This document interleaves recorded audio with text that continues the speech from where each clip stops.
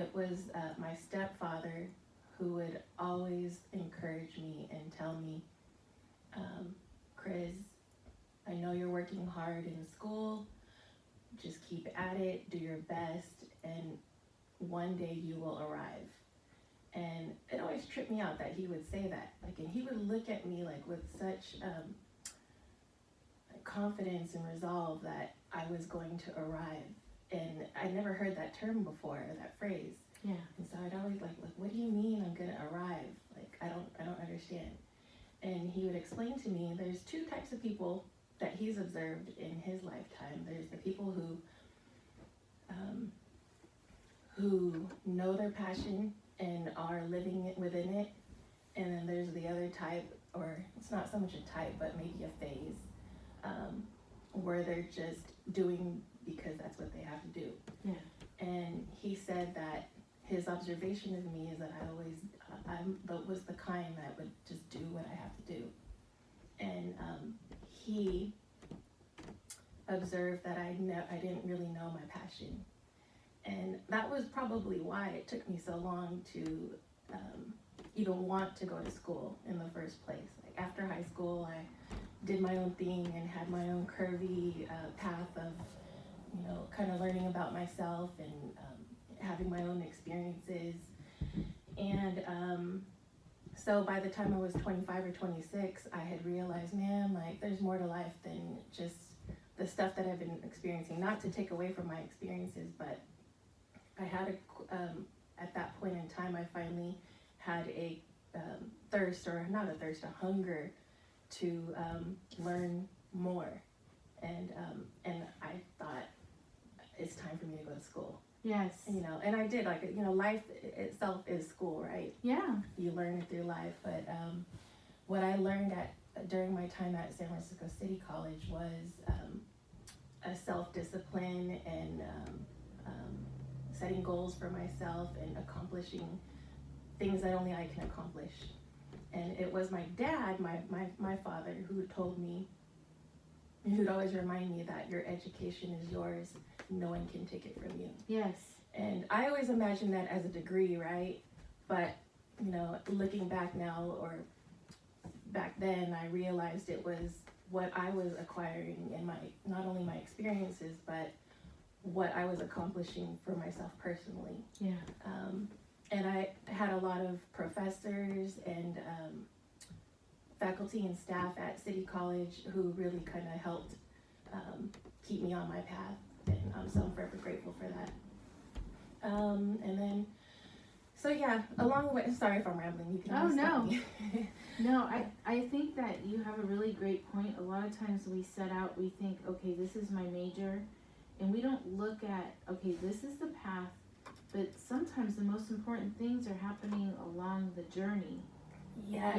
And what we're developing a self-discipline to even get to class, Mm-hmm. or a self-discipline to even research certain things to put that report together, and you're building something, and it may not necessarily be for that major. Right, and that is exactly the education that I had earned that was my own, that no one could take. Was that, and you just expressed it very eloquently. So my stepfather now, who would always just say, one day you're gonna find your passion and you will arrive and you'll know when you do. I'm like, man, when is this gonna happen? Like, I had gotten transferred to UC Berkeley, and that was like a huge deal, like, for me as a community college student. Yeah. Getting that transfer to UC Berkeley was like the pinnacle, for a lot of us, right? And so I'm like, is this it? It didn't feel like it, right? Like, transferring there. But I went through the whole, jumped through the hoops to finish at Cal. And the one thing that so I'm sorry, like, after I finished school, I immediately got married. And, or actually before I finished school, but anyways, we got married and we started our family. And then all of a sudden I found myself no longer a student and just a stay-at-home mom. Mm-hmm. Like, full-time, full blast, like, just changing diapers, pregnancy after pregnancy. And it wasn't until someone had brought it to my attention that I had been living my passion without realizing it. And I'll tell you what that was. In college, throughout my college career, every time I'd be finished with final exams, the first thing I'd do, I would jam home and I would bake. Wow. And I would just like spend hours and hours in the kitchen baking. And it was just how I like exhaled. Did you feel like you were in the zone? It was my zone. Yes. It was my zone. And so not just through college, but through the pregnancies, because I had really hard pregnancies. Yeah. I baked. And that's what I did. And unbeknownst to myself, like I was doing what I was meant to do, and I didn't realize it. Yes. So that's the beauty of it. Like, we're always like, I gotta find my passion. And people do it like on purpose. Like they set out, I'm gonna discover my passion. And you don't find it out that way. Mm-hmm. It's almost like you are finding your purpose, and along the way in that journey, your passion hits you like a ton of bricks. And you're like, wow, I'm in it. I'm actually in my passion. Yes. And you feel like you're in the zone. And when people get that, you got to go with it. And it could get more challenging as you're, progressing in your passion. And that's good, because more challenges means that you're growing. And just like I've witnessed your business, like you took it from your kitchen, and there was even an article about how you started your business. I believe a new law rolled out where people can start their businesses legally from their home, and they showcased you. They did. Yes, I was the first. It was the cottage food operation in California that Governor, I'm sorry, I can't remember which governor it was. But was it Gray Davis? No. Brown? Or Brown. Yeah. Governor Brown. So that was back in 2012. He signed this bill, AB 1616, I believe, and it enacted January 2013. And like right after the new year, I like strolled into the county health department office and said that I wanted to file to be, for a operation, a cottage food operation. And they all looked at me like, oh my gosh, what do we do with her? Yeah, because it was new to them probably as well. Yes, it was new. And so there was a lot of like new hoops to jump through. The city, we're based in Benicia, so we were the first for Benicia to do it too. And so no one I was kind of like the guinea pig almost. Yeah. And so I think that's what kind of landed me that feature to focus on, the cottage food operations. It was cool. And then from there, people caught wind of what I was doing, namely my landlord did. And she came to my door and she said, hey, I saw this article in the newspaper about you. Yeah. And I thought I was going to get in trouble. Yes.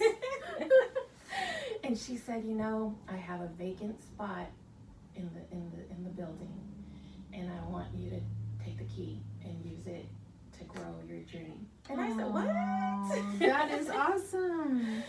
And it was just what? My hair was blown back, and she allowed us to use that space to allow my mind to think bigger than my home kitchen. And I really, really like it. There's been so many blessings along the way, but she's definitely one of them. Yeah.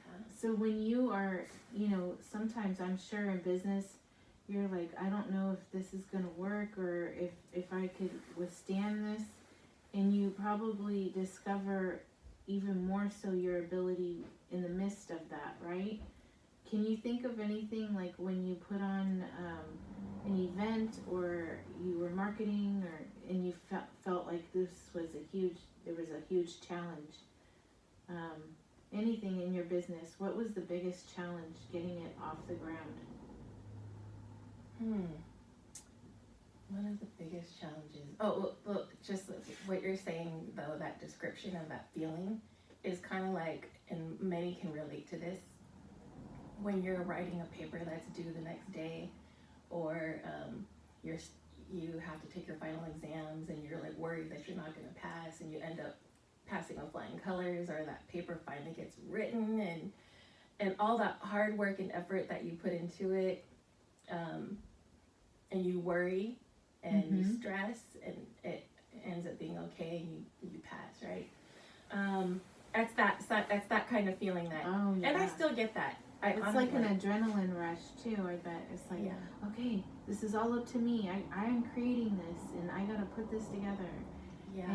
And I guess it gets a little bit easier once you've done a few. So the first feeling that, and I remember this now, because it was, okay, so back when I started vending and I started Whipt in 2013, shortly after that, I started vending here in Vallejo first. It was at Moschetti's Coffee. Yeah. And I did that for, and that was so stressful for me. And like, wow, knowing what you've done now. Yes, I remember like feeling so overwhelmed. Like, I have to bake all this stuff, and I gotta package it, and I gotta make sure all the labels are on, and I gotta have my business cards, and the tablecloth, and just like all these things that you don't normally think of. Yeah. And I remember you and Alex would show up at my doorstep along with other, fam. Yeah. Like your brother, or, Chris and Chris and Maria, yeah. And just folks would just show up, rolling up their sleeves and telling me, how can we help? And that was so, like, it made me feel not alone. Yes. And so, like, blessed to have that support, even when I didn't necessarily ask for it, because sometimes you don't know how to ask for help. Yeah. Right? And so that was like such a huge encouragement, I had a lot of respect for you, because I think we were up till 3 a.m. making cookies. And I was like, ooh, this is a process. Oh my gosh, yes. All the racks, we had an assembly line. We even had kids helping us. It was pretty interesting. I know. We have the lost footage somewhere on one of my husband's external hard drives. I'd love to pull those images up, because the kids were so little. Yeah. Yeah, that was quite the process. And so I remember feeling that same feeling of like, oh my gosh, we're gonna do this, I'm gonna make it, and then kind of being on a buzz, because I stayed up until like 4 a.m. Yes. baking, and then had to be at the event by 9. Yeah. Oh man, yeah. So it's a lot of like sweat and tears. I don't know how to say blood, but there's a lot of that. But you can appreciate things a lot more, and it's coming back to you in your business, at all your efforts, and you get to see the benefits of it, rather than you going to manage someone's bakery. This is your baby, and you've pretty much coddled it, and you've tailored the baby to fit different scenarios, and you brought about other things within your business too that I thought was really awesome. And the other day I was thinking about, gosh, with all the business owners I know, I think Krizy is probably the most creative, and she goes outside the box when it comes to marketing and bringing people together as a community. And you had a pop-up, was it last weekend or the weekend before, and you invited other artists and other creators, and there was a plant stand there, and you did it all legally with the masks and the distancing, but everyone felt free, just for that moment. And they were able to showcase, their records or their DJing or their art. And you pulled that together. And with Whipt, you pretty much pull things together. Like, you've gone to the music industry and music gigs and helped showcase other artists with actually your cookies. Do you want to tell people what makes your cookies so unique and why, you know, this has turned into a marketing thing for other businesses? Sure. Okay. Yes. So, I'll answer that first. So, Whipt is home of the original cookie cake. And I'm not talking about the Mrs. Fields cookie cakes that are super huge like pizza. I'm talking about more personal size, comparable to a cupcake. Whipped cookies are more than a cookie and not quite a cake, and that's why we call them cookie cakes. All right. And so they stand about 2 inches tall and have a soft center with a crunchy encasement. And I actually brought a couple of samples for you to try and share. I know you've had them oh, yes. plenty of times. I think I've gained a little weight off of your cookies. I'm sorry. We have over a dozen original flavors. One of our flavors is like, you know, it's very popular and it's kind of like the classic is our chocolate chip, which everybody loves. Oh yeah. Yeah, and if you like chocolate chip, you'll love our whipped cookie cake chocolate chip. And then our other flavor that is kind of like contending for first place, I would say, is our Caramac. So if you're not allergic to nuts, yeah. then and you like macadamia nuts, we drizzle our cookie cake with our house-made sea salted caramel sauce. My goodness, you're making me hungry. And I won't ramble on all about the flavors, but you know, a few other flavors that we have are that like I developed in the Whipped kitchen was our lemon crinkle cookie cake, and that is made with fresh squeezed lemons and zest. And it's just refreshing. It is. I think that your cookies, they resemble like a hockey puck. Mm-hmm. You get a lot of cookie, mm-hmm. and it's not like dried out. It's the perfect texture. Yes, you want to sink your teeth. Yes, and it's like gooey, and you get lost in it. And the other cool thing, I thought, you've also helped promote other like music artists. Oh yeah, that's right. So the main, another signature feature that we offer is our edible graphics, and also known as edible branding. And so companies, corporations will come to us for that branding on our cookie cakes, so that they can go out and just blow people's hair back with, yes, you know, their company logo or corporate logo or whatever. But we didn't set out to be that. It just, like, again, it just sort of happened. It happened organically. It just kind of manifested as you were working, and yeah. And I think you allowed it. You allowed it to happen rather than saying no, we can't do that, or yeah. You kind of tried it out, right? So how we stumbled upon that was, it was a vending gig that we did in 2000, I think it was 2013, it was very early on. And Miguel Escobedo, he owns the Al Pastor Poppy Truck. Yes. He is also a DJ, and he invited us to vend at one of his events. And I thought, okay, I'm gonna just do like some records, you know? Yeah. And so we made these cookies and had album covers on them, just for fun. You know, it wasn't meant to be anything but just something for fun, right? I remember those cookies. Yeah.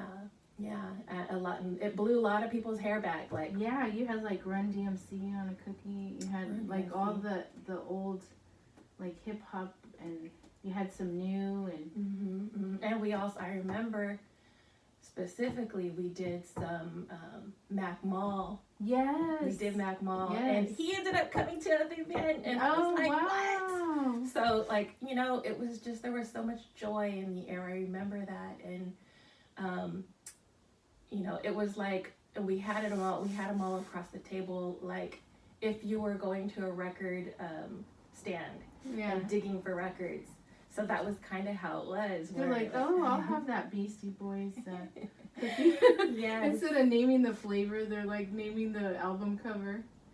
Yeah, that was how it was. It was like something that had never been seen before, and it was just honestly a wild hair idea. Like, oh, that'd be cool to, like, you know, have some album covers, records. Yes. And I remember that day, people were even crying, not like sad crying, but crying like tears of joy. Like when you brought back memories for people. Yeah, and that blew my hair back. Like, I'm like, whoa, what is happening? You know? Yeah. Oh, and too, I think you were there to help. I had extra frosting, and I had some circle shaped cookies, and I was like, I guess I'll just do some high row, like dot. Oh yes, I remember that.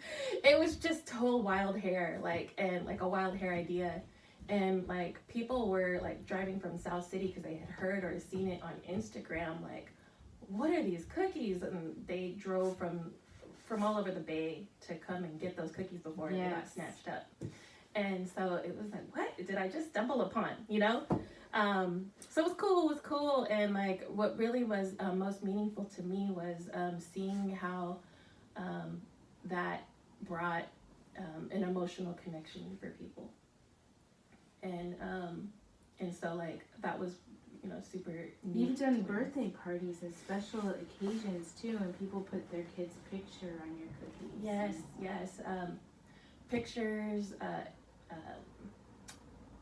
you know, for weddings, bridal showers, baby showers, birthdays, even memorial services. I do try to, you know, because I know people, you know, when that happens, like, I try to encourage the families to consider, like, maybe a quote that someone has said, or even a Bible verse that they maybe hold on to. But yeah, everything, like, you know, everything. That is so neat that you're open and you'll go down that path, and you pretty much made yourself a unique brand because of that. You know, not a lot of people venture off. They just think, oh, this is what I'm offering, this baked good, and they just present it at that. But you've created this whole other like dynamic around your cookies, and that's what kind of makes it even, you know, more spectacular. And people in business, if you're running a business, there could be another potential, another pathway that you can totally explore and broaden the scope of your business. Yeah, I mean, like, these are just, it's a fun way to brand yourself. Like, if you do have a company or a business or whatnot. And we do, we have we know realtors, or we have clients who are realtors who will come to us when they have open houses, or when they want to give a gift to their, you know, home buyers. Wow. And it would, like, you know, like a welcome home, or like it would have the logo of their real estate company or something. And it's been told to me that when the cookies are at their open houses, like, people flock to their open houses. You know, I haven't been to one, but, like, you know, they're very happy. Yes. So I've described your cookies like crack. Not that I know what crack is. Oh. No, but it's so like intoxicating when you eat the cookies. It's just, I don't know. And then I always just admired the whole concept, like you creating this big thing around the cookies, and even down to your logo. It's so unique. And you know, that's something to aspire for, and that's why I thought having you on the show was really important, because there's people out there, they're like, I can't get a job, and I don't want to work for anyone else anymore. You know, everyone's contemplating their life right now. Lockdown will make you really evaluate yourself. And if you're happy and you think, you know, with COVID, life is short, or, you know, am I doing everything that I want to do in my life?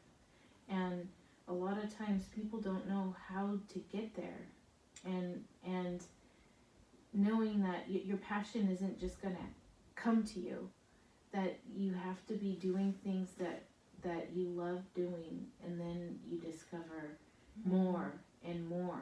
And it opens up another door, and it opens up another door. And before you know it, you could be, having your own brand and doing the things you love, like enjoying music and showcasing artists through your cookies, or, it could be any type of business. And I thought, wow, her creativity, if anyone knew, what she's done, and it's not just a cookie. And It's more than just a cookie. yes. And you take it to that level. And some people, they just produce. But there's something more sacred and special about your business, your cookies, and how you go about it. And I think that others could really learn from that. Yeah, well, that's a good point, because you were talking earlier about people trying to find their passion. It just happens. And that thing that my stepfather used to tell me about, you will arrive. One day you will arrive. Mm-hmm. And he was so confident, and he had such resolve when he would tell me that. And I now realize that I have arrived. It's been like, how many years? 15, almost 20 years. Yes, so many people search for it and they never find it, and they may not even known I was in my passion. Mm-hmm. And I could have went on this whole other tangent with it. Instead, I just went about life not even realizing I was doing what I loved. You may have a previous job that you really enjoyed doing, and then you moved on, Mm-hmm. and you haven't been happy since. Everyone needs to have their eyes fully open and enjoy the present time. Yeah. And just say, I have arrived, and celebrate those little victories. Mm-hmm. Mm-hmm. Amen. And that is one thing that I was very cognizant of, was that even when I was a student, when I left my job, I think I was working at a law firm in downtown San Francisco. When I left that to throw myself into school, this is my attitude, was like, whatever I do, I'm just gonna go dive head first, and just throw myself into it, and allow myself to just maximize the experience and learn from it as much as I can, knowing that the time would be temporal. Yes. Knowing that college is not going to be forever, even though it felt like forever. And knowing that even between holiday breaks, or between semesters, I would take whatever little money I had, and I would buy myself a plane ticket and go to Hawaii every time I could. Sometimes even just for a weekend. I don't blame you. And I did this, and people were like, why do you go to Hawaii so much? And I'm like, because that's where I actually want to live. Mm-hmm. I've always wanted to live there. There's a piece of my heart that's just always been there. And I would tell people, because this opportunity is not going to last. One day I'm going to have kids, I'm going to be married, and I'm not going to have this freedom to just hop on a plane and jump, hop, skip, and jump somewhere. So I did that knowing that time was temporal, and just kind of again, just throwing yourself into it. And with that, you yield to life, basically, and to the experiences. And as you said, things will emerge organically, and you don't have to be so rigid and I have to do this by this time, and this is what I have to accomplish. Or no, there's some structure to your life. Yeah, you have to have structure and a foundation.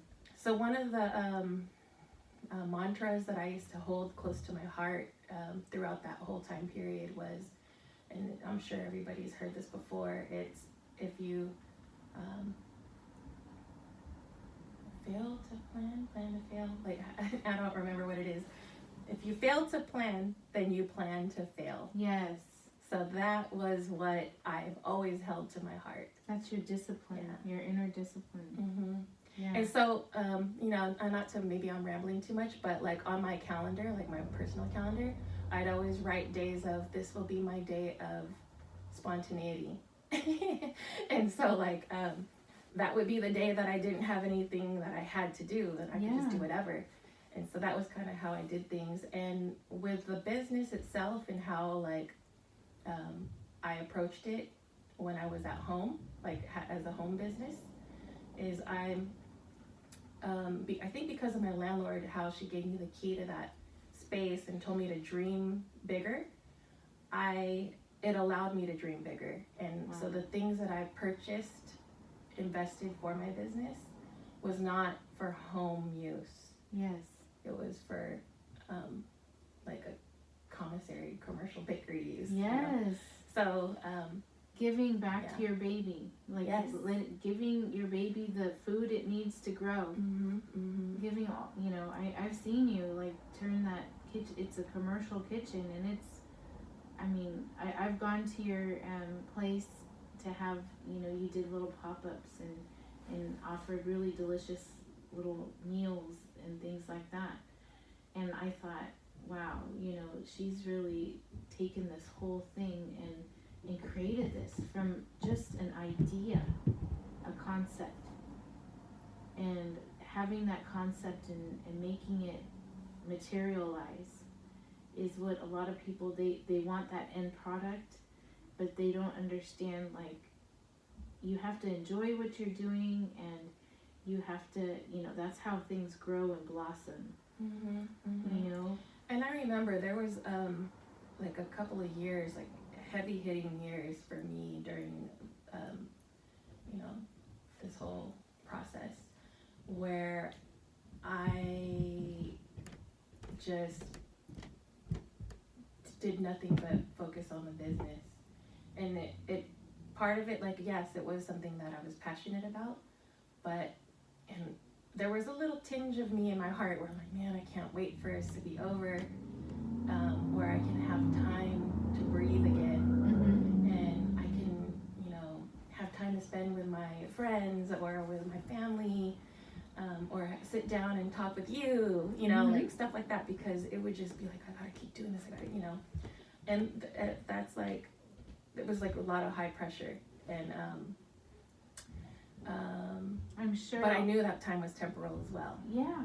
And so, like, I looked forward to the day, like, quietly and silently to myself, I look forward to the day when I can finally have the time to help other people, or even focus outwards. And I feel like with 2020, I finally had that reprieve where I could take a breath or exhale and look around and, kind of take a different path, but still, be, about the cookies and whatnot.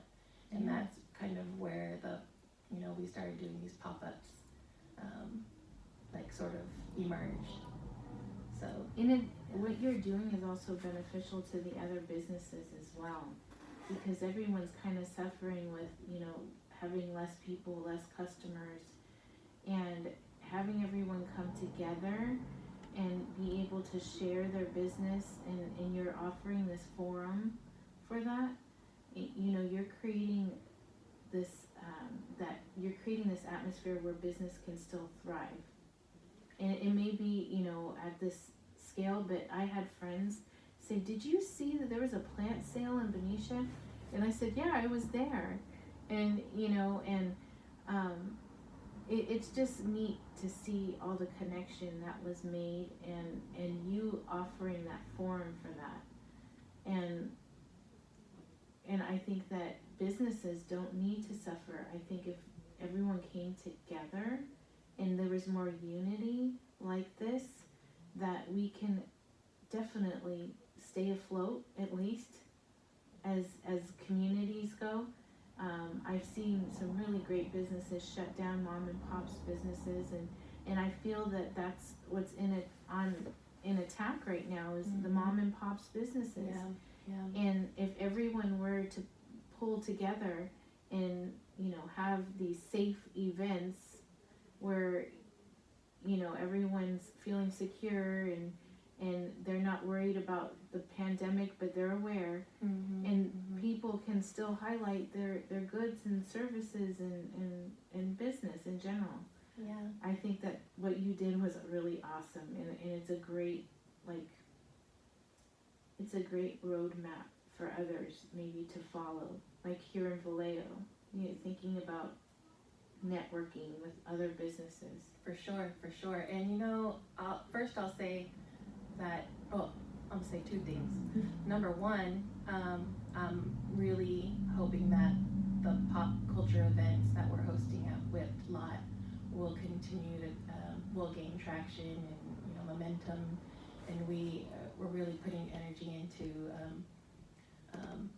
growing it intentionally, you know, with intention, you know, like, but I'll have to say though that doing like collaborative thing, you know, like events and whatnot, is something that I've always been doing.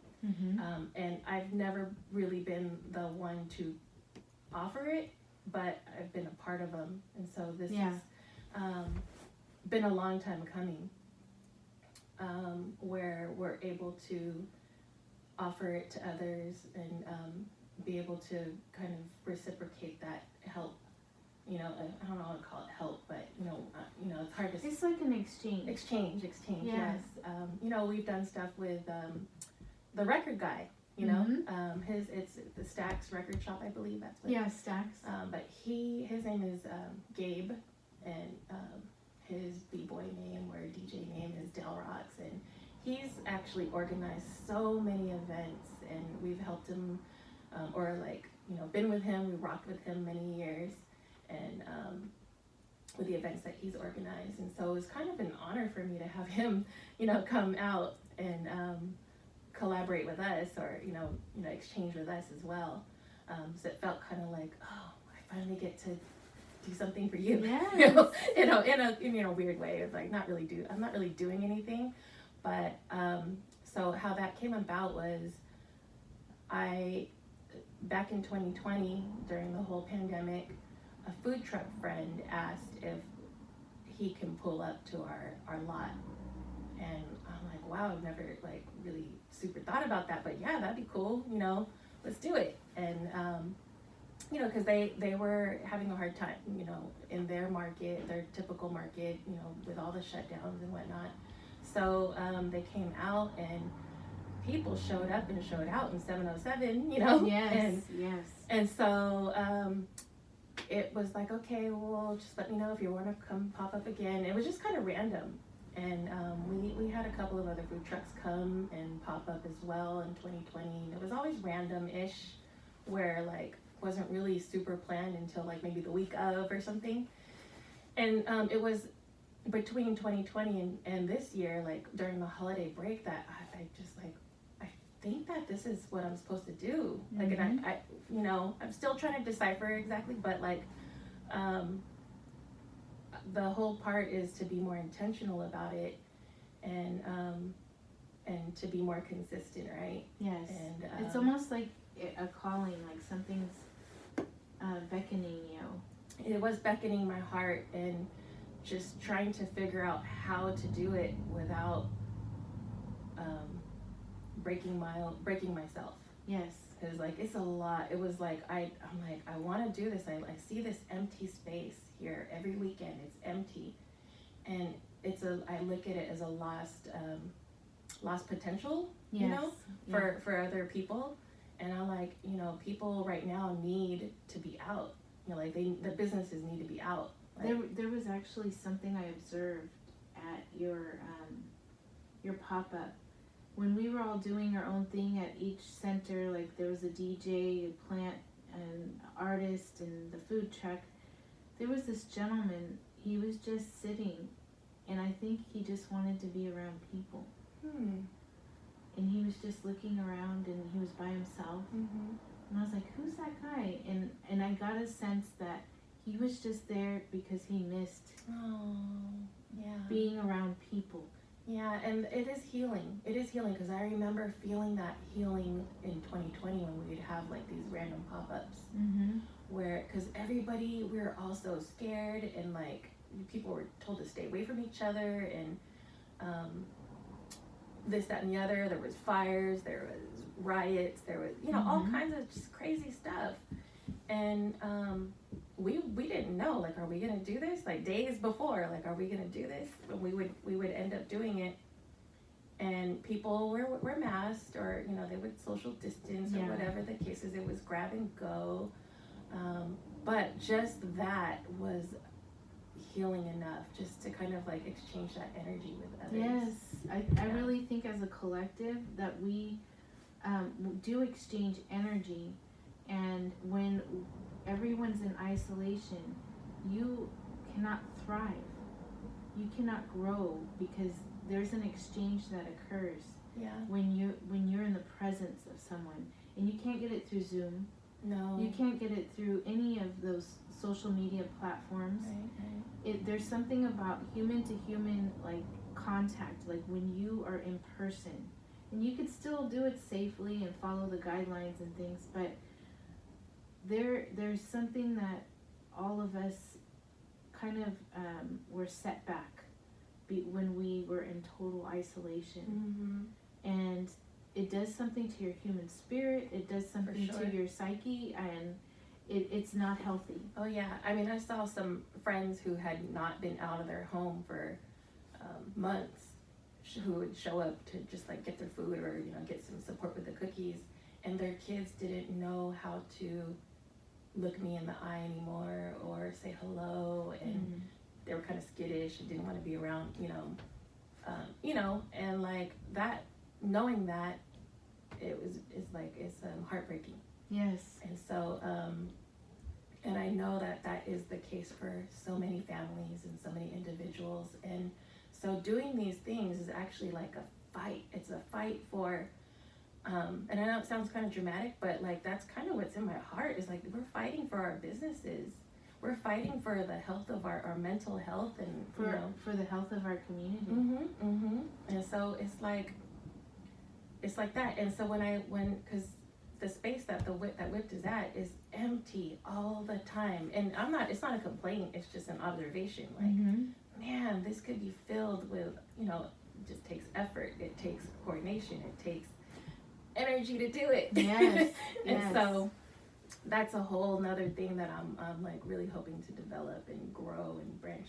And I'm learning, like, there's people in the community that that rocked with us at the last event, and that we've been like friends for years, like lifetime, right? Yeah. And so it's really cool to be able to like finally have like, not finally, but we're all so busy. Like connect the dots. Yeah, right. Like the plant, the plant stand, I had no idea that my friend Ting, it was her kids. Oh, okay. You know Ting? Yeah. Because you used to live in the same town, right? Yeah. Oh, well, there you go. The same area, and we worked together, everything. Oh and my gosh, I thought, crazy. God, what a small world. And my friend Dee had said, I saw a plant sale, and then, Ting's kids were working it, and I was like, that was Ting's kid. I was actually there. It was like, see all the dots connecting? Yeah. But yeah, and so you are actually creating this like environment to say, hey, we could still come together and follow the rules and not sacrifice our own friendships and our own connections. There's still a means and there's still a way. Yeah. And you to take your business and do that responsibly and share the platform with others. And especially they're like, do I go forward? You're probably encouraging people to keep going. Yeah. They're probably like, there's no outlet for me to even showcase my things. Right. Why do I keep going? You're giving people a reason. Well, I mean, there's, and actually we're going to be on our way to my niece. It's 9 o'clock. It's okay. My she just started a jewelry making, or she makes jewelry customized. She makes rings, and she'll actually like measure your finger and make it for you on the spot. Oh wow. And she's actually one I'm encouraging to like put herself out there. Oh, so you're doing mentorship too. Oh, I didn't realize I was doing that. It comes natural. When you become at a certain point, you kind of take somebody under your wing, and they always say, get a mentor. When you're trying to. I still need a mentor. Honestly. Yeah. I need a mentor, but I'm just like organically just. That's awesome. taking her to, just encouraging her. So we're going to be going to E14 Gallery in Oakland today. Yes. Oh. And it's an art gallery and store that features local artists, like from Oakland, obviously, and around the Bay. Yeah. And it's amazing. If you're take a trip to Oakland, old Oakland. I forget which street, I'll have to look up the address. Oakland's changed drastically. Either way, make yourself out there and check out that gallery because they got some amazing artwork. And actually, the co-owner of that gallery is Shamari Smith, I believe is his last name. And his artwork was featured in, probably still is, hanging up at the Chase Center. Oh, wow. And so they're like, Viviana, she's the co-owner. What time is it going till? Is it open to the public? Yeah, come through. We're actually going to be, my niece and I are going to be vending out front. It's all outdoors in front of the gallery itself. And I'll have my whipped cookie stand, and she'll have her jewelry booth, as well as we're going to be among other female indigenous people, Black people of color, artists. Women, and the whole point of today is to, like, in light of the International Women's Day, it's kind of like a themed. So that's what's up for today. And I'm like just trying to encourage her to keep putting herself out there too. So that's awesome. And that's all we could do is keep spreading it. And if you have a skill or something to guide somebody else, I think the only way we're going to get through all of this is if we uplift one another and keep those things going and encourage others. No, you got to explore this, or we need you, feeling needed also during this time, and bringing people out of hermit mode. Yes. So I appreciate you guys coming out, and like everybody that has come out. It's a small location. We're in Benicia. It's not like a major metropolitan or anything like that. And we don't, it's a family-friendly event. We don't have like alcohol or anything on site, and so it's just a place for folks to come out and just see what businesses are being featured and grab a bite to eat. Make sure you stop by and get some cookies, and just enjoy that the music the music and the vibe, art, and art, and just enjoy the fact that you can like take a step outside and be amongst people without. You don't even have to talk to anyone. Just being in presence of others is you feel different. You do seriously. So I'm very thankful that we're able to do this, and I'm hoping to continue. Yes.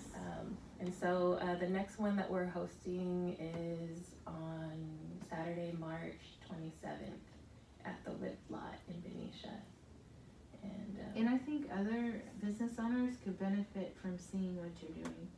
And maybe, here in Vallejo Network, and have a block party, or, have different businesses come to your block, and so that people come out of their doors and really network as neighbors. Yes. I think that we need that right now. It's always good for safety to know your neighbors, and it's good to establish solid community so that everyone's there for one another. For sure. So yeah, thank you so much. Yes, I want to thank you for coming, and I'm going to put on a little music, and I'm going to put on the Beastie Boys, so what you want.